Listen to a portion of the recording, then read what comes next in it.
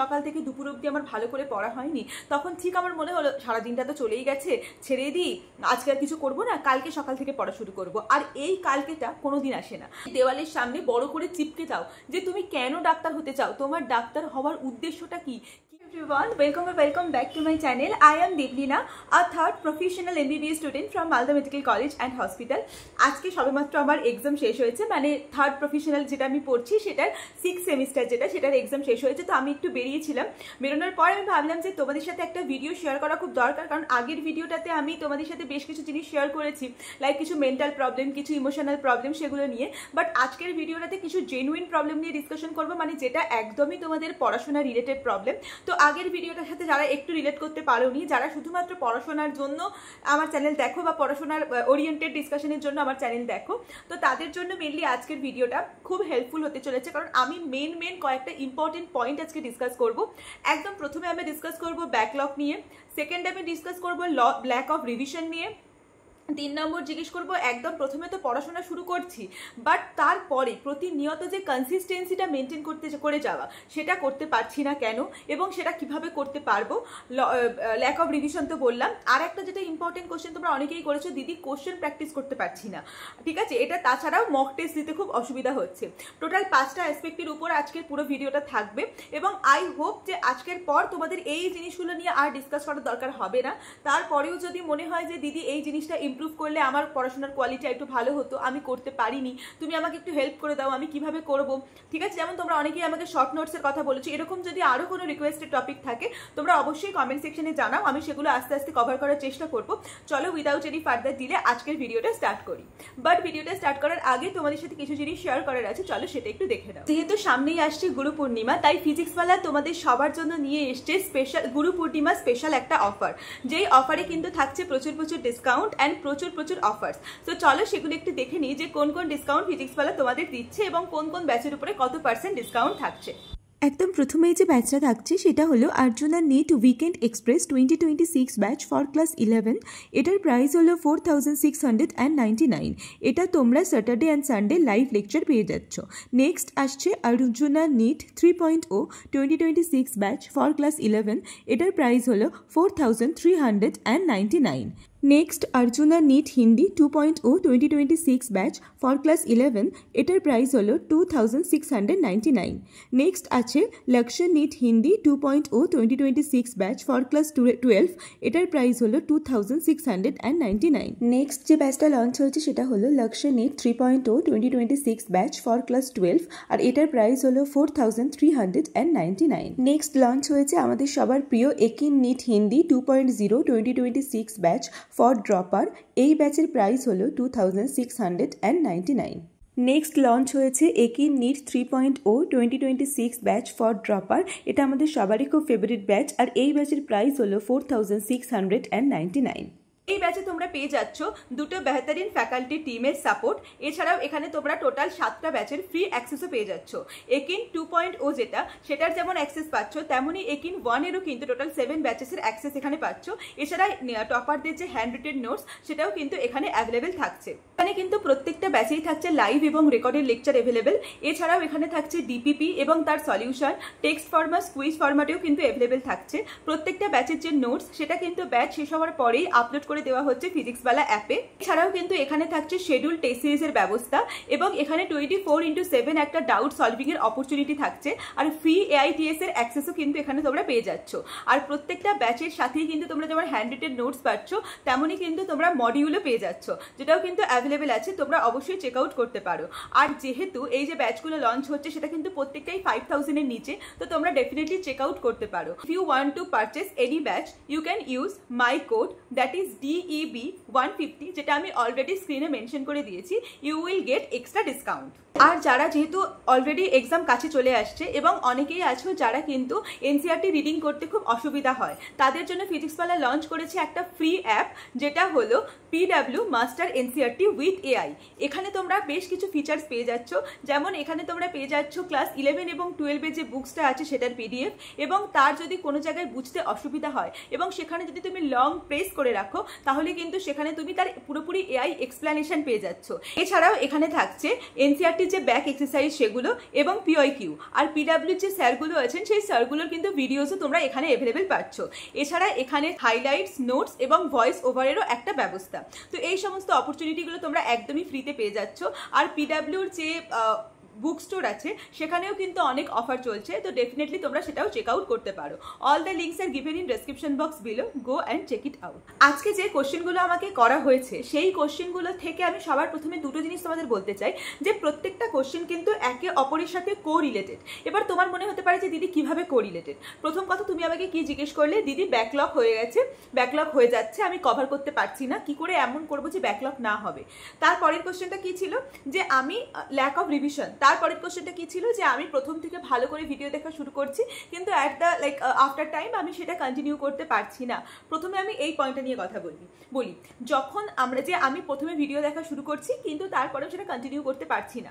সবার প্রথমে একটা কথা বলি, আমার নিজেরই কথা একটা বলি। আমি যখন ক্লাস 12-এ পড়তাম, ম্যাথস করতাম, আমার ম্যাথস ভালো লাগতো, বাট বায়োলজির থেকে একটু কম ভালো লাগতো। ম্যাথসে কি হতো, আমি একটা নতুন চ্যাপ্টার যখন শুরু হয় তখন প্রচুর এনথুজিয়াজম নিয়ে প্রচুর কিছু নিয়ে শুরু করতাম। তারপরে যখন চ্যাপ্টারটা শেষ হতে হতো তখন আমার মনে হতো কবে যে এই চ্যাপ্টারটা শেষ হবে, আমি আবার একটা নতুন চ্যাপ্টার শুরু করবো, মানে ওই এনার্জিটা থাকতো না, যে কারণে আমার ম্যাথ নিয়ে এগোনো হয়নি। আর তোমরা যদি ভালো করে ভেবে দেখো, প্রতি বছর না আমরা কিছু নিউ ইয়ারের রেজলিউশন বানাই, এই বছরটা শেষ হয়ে যাক, ডিসেম্বর মাস চলে আসলেই বা জানুয়ারি মাস, নভেম্বর মাস চলে আসলেই মনে হয় এই বছরটা তো শেষ হয়েই গেছে, যা হবে হবে বাদ দাও, পরের বছর থেকে দেখা যাবে। ঠিক সেম তোমার সাথেও হয়, তুমি যদি রিলেট করতে পারবে। ধরো আজকে সকালে উঠেছি, আমি সকাল থেকে দুপুর অবধি আমার ভালো করে পড়া হয়নি, তখন ঠিক আমার মনে হলো সারাদিনটা তো চলেই গেছে, ছেড়ে দিই, আজকে আর কিছু করবো না, কালকে সকাল থেকে পড়া শুরু করবো। আর এই কালকেটা কোনোদিন আসে না। আর আমরা যারা নিট অ্যাসপিরেন্ট ছিলাম একটা সময় বা এখন আছি, তারা প্রত্যেকে এই কথাটা একদম হুবহু রিলেট করতে পারবো যে এটা কিন্তু আমাদের সঙ্গে হয়। আমার নিজের হতো। আমি কি করতাম, সারাদিন ধরে পড়লাম না, দুপুরবেলা এসে গিল্ট ফিল হতে শুরু হলো, দিস বাবা পড়াটা তো হলো না, তাহলে একটা কাজ করি, আজকে একটু স্ট্র্যাটেজি ভিডিও দেখে নিই, ভালো করে রুটিন বানিয়ে নিই, তারপর কালকে থেকে পড়বো। এই কালটা আমার লাইফে আসতে অনেক টাইম লেগে গেছে। আর যারা ড্রপের পর ড্রপ দিচ্ছ, যাদের মনে হচ্ছে যে কনসিস্টেন্সি হচ্ছে না, তাদের এটাই কিন্তু মেন কারণ। আমি এটা এমবিবিএস এসে শিখেছি, এমবিবিএসে কিন্তু এরকম করলে হয় না, এবং সেটা আমি ডিউরিং ড্রপ ইয়ারই আমি কিছুটা শিখে ফেলেছিলাম। যে আজকে আমার এখন মনে হচ্ছে, আমার সকাল থেকে মনে হয়নি পড়াশোনা করার কথা, আমি করিনি, ঠিক আছে, আমার এখন যখন রিগ্রেট ফিল হচ্ছে আমি এক্ষুনি পড়তে বসবো এবং আজকের বাকি ডেটাও পুরোপুরি ইউটিলাইজ করব। আমি রিসেন্টলি সুশান্ত সিং রাজপুতের একটা পডকাস্ট দেখছিলাম, তো উনি তো আর নেই আমাদের মধ্যে, তো ওনার পডকাস্টগুলো এখন আসে অনেক ফিডে। তো ওনার পডকাস্টে একটা উনি একটা কথা বলেছিলেন, যে একটা হাফ গ্লাস ওয়াটার ফুলফিলমেন্ট এবং হাফ গ্লাস, মানে একটা গ্লাসকে আমি কীভাবে দেখতে পারি, হাফ ফুল আছে, হাফ ভরা আছে।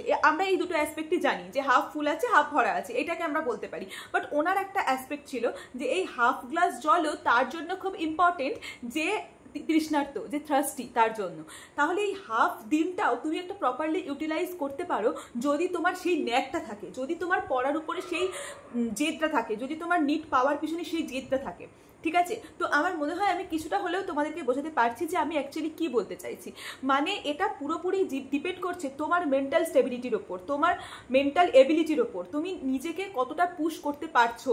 আমাদের সবাইকে, আমাদের সবার কিন্তু ক্যাপাসিটি এতটা, কিন্তু আমরা এখানে থাকি, আমাদের নিজেদের পুশ করতে করতে করতে করতে এখানে ওঠাতে হয়, ঠিক আছে। সেটা তোমার ক্ষেত্রেও, আমার ক্ষেত্রেও, তোমার যে বন্ধুরা নিটে চান্স পাচ্ছে, যে নিটে চান্স পায়নি তার ক্ষেত্রেও, যে ভবিষ্যতে পাবে তার ক্ষেত্রেও, বা তোমার নিজের ক্ষেত্রেও।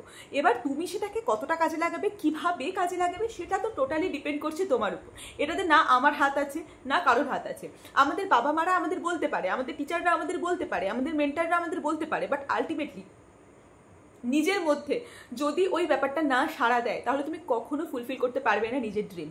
আর একটা কথা আমি সবাইকে বলেছি, আবার বলবো, নিজের দেওয়ালের সামনে বড় করে চিপকে দাও যে তুমি কেন ডাক্তার হতে চাও, তোমার ডাক্তার হওয়ার উদ্দেশ্যটা কি, কি এমন মোটিভেশন তোমার মধ্যে আছে, বা কি এমন জেদ তোমার মধ্যে আছে যেটা তোমাকে আরো 25 লাখ বাচ্চার থেকে আলাদা করবে।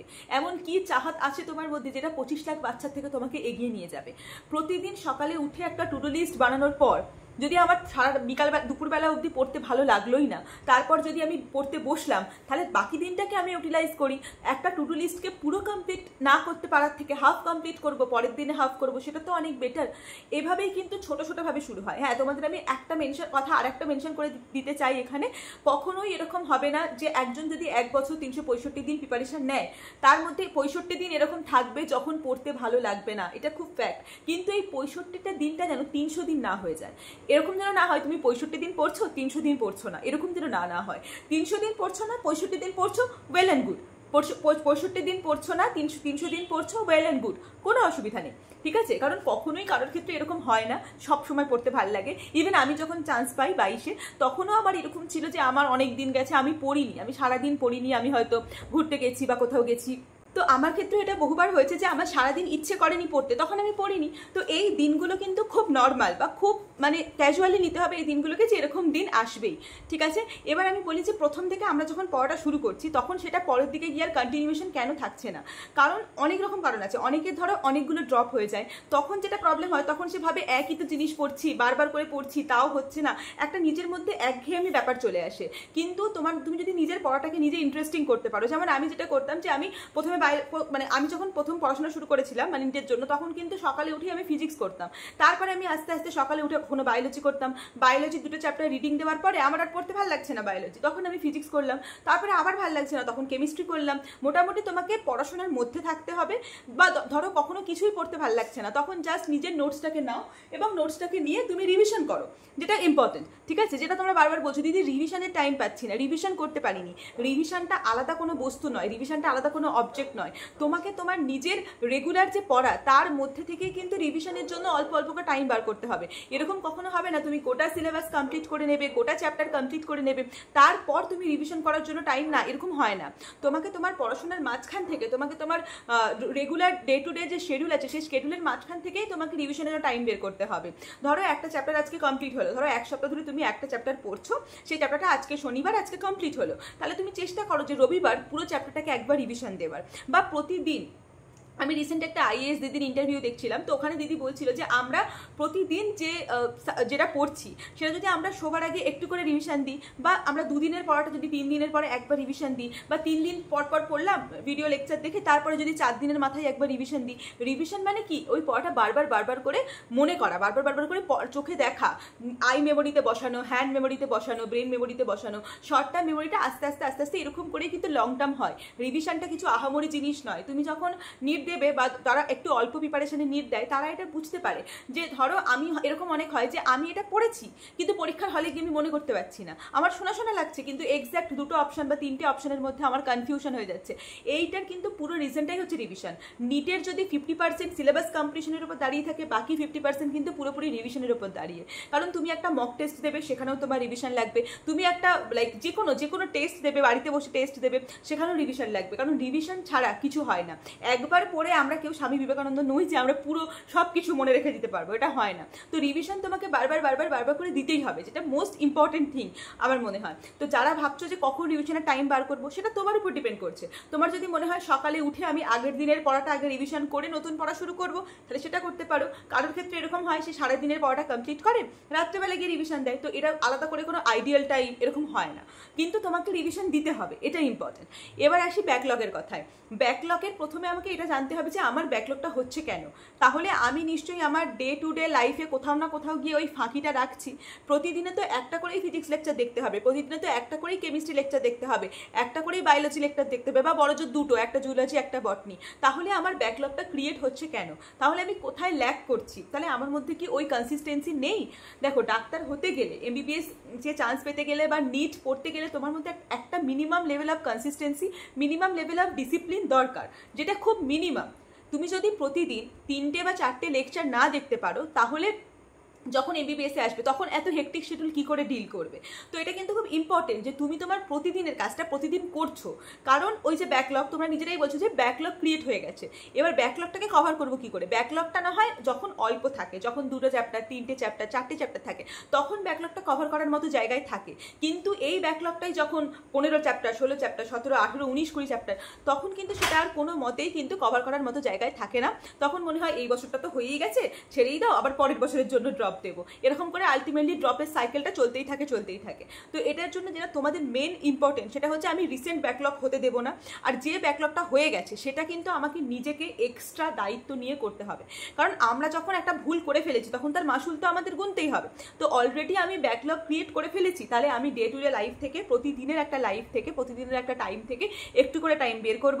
আমার হয়তো হতে পারে সেটা আমার ফ্রি টাইম যেটা ছিল সেখান থেকে আমি বের করতে পারি, হতে পারে আমি একটু বেশি গল্প করতাম খেতে বসে বা কিছু, সেখান সেখান থেকে আমাকে টাইম বের করতে হতে পারে, আর অথবা এটাও হতে পারে যে আমি একটু একদিনের মানে নতুন পড়া কমিয়ে রেখে ব্যাকলগটা ক্লিয়ার করলাম, ঠিক আছে। কিন্তু এরকম যেন না হয় আমি একদমই নতুন পড়া ছেড়ে দিয়ে ব্যাকলগ ক্লিয়ার করতে বসে গেলাম, তাহলে কি হলো, আমার নতুন যে পড়াটা হচ্ছে সেটাও আস্তে আস্তে আস্তে আস্তে ব্যাকলগ, তখন আর নতুন পড়া বলে কিছু নেই, সবই ব্যাকলগ হয়ে গেল।